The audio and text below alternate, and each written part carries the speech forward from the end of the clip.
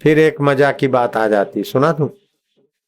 लोगों को पता है कि बापू फूल पहनते नहीं है, पहना देते। अब देखा कि बापूजी इतने व्यस्त हैं, हमारे फूल हाल लेंगे नहीं, तो सबने फूल इकट्ठे करके माला बना के मेरी गाड़ी को दुल्हन की नाई सजा दिया। जैसे दुल्हों की गाड़ी होती है ऐसी मेरी एम्बेसडर सज गई। अब सज गई तो मैं क्यों लड़ाई करूं, हटा दो बटा दो, ठीक है जो है, बैठ गए। महाराज अहमदाबाद से क्रॉस करते हुए सिटी में जहाँ ट्रैफिक थोड़ा जाम हो रहा था तो गाड़ी स्लो हुई। गाड़ी स्लो हो गई तो 5 हिजड़ों को पता चला कोई दूल्हा जा रहा है, सजी धजी गाड़ी। हाय हाय गाड़ी रोको, हाय हाय गाड़ी रोको। ओ महाराज वो घाघरे से यूं चौड़े करके यूं हिलावे, सड़क साफ हो रही, मैं गाड़ी रोको। मैंने गाड़ी रोकवाई। वो मेरी गाड़ी में तो पर्दे लगे थे, कांच के शीशे थे। पर्दा हटाया तो एक ने, ओ ये तो बाबा है, तो दूसरा उधर था। अरे बोले यहाँ इतनी लंबी दाढ़ी वाला बाबा है, तो बाबा लोग है, हम तो दूल्हा समझे थे, गाड़ी जाने दो। हाय हाय। मैं हंसा। मैंने कहा कि मैं दूल्हा के जीवन में तो एक बार शादी होती है, मेरी तो रोज शादियां होती है। अरे बाबा क्या रोज शादी? बोले हाँ, हर रोज नई एक शादी है। शादी माना खुशी, शाद आबाद, हर चार तरफ आबादी है, हर रात नई एक शादी है, हर रोज मुबारकबाजी है। अभी अहमदाबाद आश्रम से मुबारक हैं और धन्यवाद लेकर चले, 4 घंटे में सूरत पहुंचेंगे, वहां फिर बाराती तैयार होंगे। यहां से जाऊंगा तो फिर वहां फरीदाबाद में बाराती तैयार होंगे। जय बापू जय बापू। कल भी थे। तुम्हारे दूल्हा के जीवन में तो जिंदगी में 150 दूल्हे बाराती मिलते हैं, और मेरे यहाँ तो महाराज रोज हजारों हजारों मिलते। कल भी कई जगहों पर मिले थे। हर रोज मुबारकबादी है, खुश नंदा है रंग गुल का, अच्छा विशाल जीवन, खुश शादी शाद मुरादी है, बन सूरज आप चमक रहा है, वो आत्मदेव सूरज चमक रहा है। हर रोज मुबारकबाजी है, हर रोज नई एक शादी है, अर्थात नई खुशी। सूरज तो बहुत पुराना है लेकिन हर रोज नया दिखता है। चंदा पुराना है, लोग नया दिखता है। आय से आत्मा सनातन है, फिर भी हर रोज ध्यान करो, नवीन सुख नवीन शादी आबादी रहती है। आप भी ऐसी रोज नई शादी करो। नारायण हरि नारायण हरि। तो हर रोज नई खुशी, नया आनंद, नया माधुर्य भगवत रस से आता है। नित रंग नए आजादी है, हर रंग रेश में हर मुंह में, अमृत भर भर भरपूर हुआ, सब कुलफत दूर दूर हुई, अर्थात ईश्वर से जुदाई दूर हुई। हर रोज नई एक शादी है, हर रोज मुबारकबाजी है। जब आशिक मस्त फकीर हुआ तो फिर क्या दिलगिरी बाबा। मैं क्या गाड़ी रोको, बोले जाने दो गाड़ी बाबा, हाय गाड़ी जाने दो। मैं क्या नहीं, तुम दुल्हा समझ के गाड़ी रोकी थी। दुल्हा को तो एक बार जीवन में ऐसा कुछ मुबारक मिलती है, हमको तो हर रोज। मैंने सेवक को बोला दे दे इनको दक्षिणा। मैं क्या मौज करो, दूल्हे के बाप हैं, दूल्हा की तो एक बार शादी, यहाँ तो रोज रोज शादी। हाय हाय। बोले बाबा बहुत अच्छे लगते हो। मैं क्या हाय हाय। मौज करे। वो भी याद करते होंगे कोई दूल्हा का बाप मिला था। जयराम जी बोलना पड़ेगा, काहे को घबराना, काहे को दुखिया हो मिल गए तो उनके साथ आया।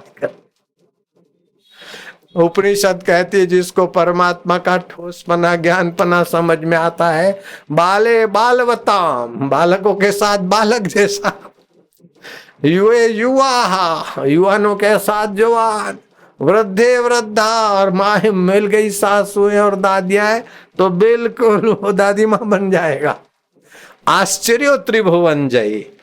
जिसने उस आत्मदेव को जान लिया वो त्रिभुवन में कहीं भी जाए, आश्चर्यकारक उसका जीवन। तो सच्चा जीवन तो तब शुरू होता है कि जब आप अपना वास्तविक ठोस स्वभाव, ठोस माधुर्य और अमर आत्म स्वभाव जान लेते हो। वो रोम रोम में रम रहा है। शिव जी ने कहा उमा राम स्वभाव जे ही जाना, ताही भजन तजी भाव न आना। अपने उस रोम रोम में रमने वाले चैतन्य राम का स्वभाव जिसने जाना, वो उसका रस लिए बिना कहीं भी फंसता नहीं। न काम में फंसेगा, न क्रोध में फंसेगा, न जय जयकार में फंसेगा। सारी दुनिया जय जयकार करो, ज्ञानी को अहम नहीं होता।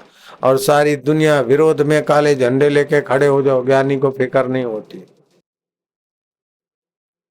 बंबई से 80 किलोमीटर या 100 जो भी होगा, गणेशपुरी इलाका है। वहां मुक्तानंद बाबा का आश्रम है। वो मेरे दोस्त थे। कोई फोटो ले जाता मेरा बाबा, बोले ये तो मेरे दोस्त है आसाराम बापू, वो साइन कर देते मेरे फोटो पर। उनके भक्तों को भी मेरे प्रति आदर है। तो मुक्तानंद बाबा अभी शरीर छोड़ दिए, देश विदेश में उनके आश्रम में थे, बड़े मस्त रहते थे। उन्होंने लिखा कि शैवों को जैसे शिव ही कण कण में भासता है, वैष्णवों को जैसे विष्णु भगवानमयी सृष्टि है, वेदांतियों को जैसे सृष्टि ब्रह्ममय, ऐसे मेरे लिए तो मेरे गुरुमय सृष्टि है। नित्यानंद स्वरूप है सारा, गुरु भक्ति उनमें बहुत थी। ऐसे मुक्तानंद बाबा के गुरु थे नित्यानंद, वो भी नित्य आनंद में रहते थे। उनकी तो श्वासोश्वास शादी होती थी, श्वासोश्वास खुशी। एक सिद्ध पुरुष पड़े रहते थे सड़क पर, उनको लोग नाना जी बोलते थे। नाना जी ने उस परमात्मा में विश्रांति पाई थी। ऐसे वे नाना जी थे, ठोस तत्व में मन उनका शांत हुआ था। लोग उनको देखते उनको अच्छा लगता था। बीच सड़क के पड़े रहते तो लोग गाड़ी घुमा के ले जाते थे, कभी हार्न नहीं बजाते थे। यहां तक कि ऑटो वाले, टांगे वाले, गाड़ियों वाले देखते थे कि ये नाना जी का इलाका है, गाड़ी नियंत्रित है। कभी सड़क के किनारे पड़े रहे, कभी बीच सड़क पड़े रहे, टांग पे टांग चढ़ा के बैठे रहे। नाना जी मुक्तानंद आश्रम के रास्ते पर एक कलेक्टर साहब को वहां से जाना हुआ, तो ड्राइवर ने गाड़ी स्लो कर दी। बोले क्या बात है, बीच में क्यों पड़ा है? बोले नाना जी है। बोले नाना जी का क्या मतलब? बोले सच्चे मस्त फकीर है। कलेक्टर को अपनी हेकड़ी थी। कलेक्टर उतरा और वो नाना जी को कहा कि बुड्ढे, सड़क के बीच टांग पे टांग चढ़ा के लेटा है, उठ हट। वो पतले गरीब चित्रों में दिखने वाला महापुरुष बुढ़ा दिखता था। वो उठा, खड़ा हुआ और कलेक्टर के सामने देखा। कलेक्टर सोचे इतने में तो धड़ाक से एक तमाचा रख दिया कलेक्टर को। कलेक्टर को तमाचा रख दिया नाना जी ने। महाराज कलेक्टर अब उस पर एक्शन क्या ले? जिंदगी बदल गई। गाड़ी वापस लौटाई और रिजाइन कर दिया। और वो कलेक्टर भी सतपुरुष महापुरुष बन गया। कैसा है संकल्प ठोस उस महापुरुष में, जितना भगवान में विश्रांति पाते हैं। ऐसे सिंध में एक संत थे, ऐसे हिमाचल में एक दर्जी बाबा थे। दर्जी बाबा का नाम सुना होगा। तो एक संत गए उधर, किसी से पूछा कि इस तीर्थ में कोई साधु संत रहते हैं? निर्मल स्वामी से, निर्मल स्वामी ने पूछा। बोले यहाँ दर्जी बाबा है। बोले दर्जी बाबा? बोले दर्जी का काम करते, मशीन चलाते, कपड़े बहुत बढ़िया सीते हैं, कम पैसे लेते हैं, लेकिन उनको हम सब बाबा बाबा बोलते, बहुत अच्छे पुरुष हैं। तो निर्मल स्वामी उनके दर्शन करने गए। निर्मल स्वामी भी पंजाब में प्रसिद्ध संत हो गए, उनके कई पुस्तकें भी हैं, आश्रम भी है। तो दर्जी बाबा का दर्शन करने गए वो संत। दर्जी बाबा को कहा कि बाबा तुम तो दिन भर कपड़े सीते हो, कैसे बाबा बने? कब साधना करते हो, कब ध्यान करते हो? बोले महाराज जी मैं सीखा हूं कि सावधानी साधना है। ये मैं मशीन चलाता हूं ना तब भी सावधान रहता हूं, कपड़ा सीता हूं तो सावधान रहता हूं। लापरवाह लोग तो मंदिर में भी मुसीबत हो जाते हैं, और सावधान आदमी जहां भी जाता है साधन बन जाता है। मैं मशीन चलाता हूँ, कपड़े सीता हूँ, ग्राहक से बात करता हूँ, लेकिन सावधान रहता हूँ कि ये शरीर कर रहा है, मन कर रहा है, इंद्रियां कर रही है, मेरा ठोस तत्व सोहम स्वरूप ज्यों का त्यों है। तो मैं 1 मिनट भी असावधान नहीं रहता हूँ। जैसे ड्राइवर बातें भी करता है, हॉर्न भी बजाता है, क्लच और ब्रेक पर भी मूवमेंट करता है, और एक्सीलेटर और आदि पर भी और स्टीयरिंग पर भी, फिर भी ड्राइवर के अंदर में कोई गहरा चिंतन चलता है तो चलता है। गाड़ी चल रही है, बातें भी हो रही है, जहां बीच में गैप मिली तो गहरा चिंतन हो जाता है। ऐसे ही मैं परमात्मा चिंतन में सजाग रहता हूँ, अपना काम बिगड़ने नहीं देता हूँ। तो जो सावधान नहीं है वो मंदिर में भी मुसीबत है, चर्च में और मस्जिद में भी मुसीबत है, और जो सावधान है वो मंदिर में, चर्च में और आश्रम में और दुकान में, घर में ठीक।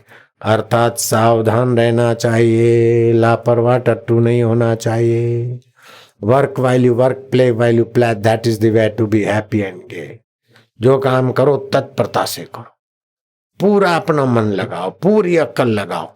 तुमने कितना बढ़िया काम किया उधर मत देखो, इससे बढ़िया हो सकता है कि नहीं।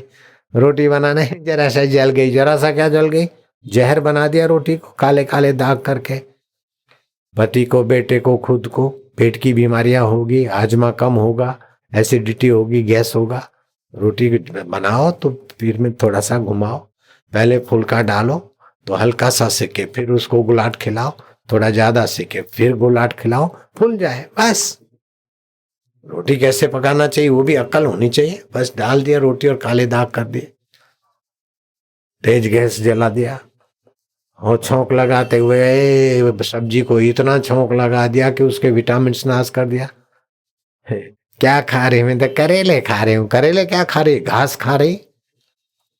करेले के जो कड़वास है, 6 रस है, खट्टा, खारा, तूरा आदि 5 रस तो मिलते हैं, 6ठा रस तो कड़वा कहीं कहीं मुश्किल से करेले से मिलता है, नीम से मिलता है। कड़वे रस की तो बहुत जरूरत है शरीर में। नमक खाएगी, खटास खाएगी जैसे लिवर खराब हो जाए, मिठास खाए जैसे डायबिटीज हो जाए। कड़वे करेले कड़वे लगते हैं, छिलटे उतार दिए, फिर नमक डाल के रख दिया, और नीचो के फिर कड़वे वो कड़वास निकाल दी, फिर करेले की सब्जी बनी। क्या खा रहे? करेले खा रहे, घास खा रहे। अरे छिलटे उतारे बिना करेले बनाने चाहिए, नमक में थोड़ी देर डाल के उनकी कड़वास मिटाओ मत। करेले की कड़वास, हफ्ते में 1 दिन करेला खाना ही चाहिए, हफ्ते में 1 दिन साटे की सब्जी खानी चाहिए। सब्जी लेते नहीं तो किसान भी कुदरती देन साटे की सब्जी को उखाड़ उखाड़ के फेंक रहे। किसान भी गलती करते और हम लोग भी गलती करते। साटे की सब्जी किडनी को नवीन जिंदगी देती है। किसान उखाड़ के फेंके नहीं, जैसे पालक की सब्जी बनती है ऐसी साटे की बनती, उसको साटोड़ी भी बोलते हैं, संस्कृत में पुनर्नवा भी बोलते हैं। और किडनी के लिए और पेशाब की तकलीफों के लिए सब्जी हफ्ता में 15 दिन में 1 बार जरूर खानी चाहिए, जिससे किडनी बढ़िया रहे, किडनी संबंधी तकलीफें दूर रहे। और किसकी किडनी खराब हो गई हो तो भुट्टे न, मकाई के भुट्टे, उन पर जो बाल होते हैं 50 ग्राम बाल मसल के 2 लीटर पानी में उबालो, 1 लीटर पानी बन जाए, फिर ठंडा हो जाए, छान के उसको पिलाओ तो किडनी की तकलीफें ठीक हो जाएगी। किसी की किडनी लेके डाल दिया, फिर वो भी बेचारा मरे, ये भी मरे, ऐसा काहे को करना। किडनी ठीक रखने की तरकीब है, भुट्टे के बाल 50 ग्राम 2 लीटर पानी में उबाल के 1 लीटर कर दो, फिर छान के पिलाओ कुछ दिन के लिए।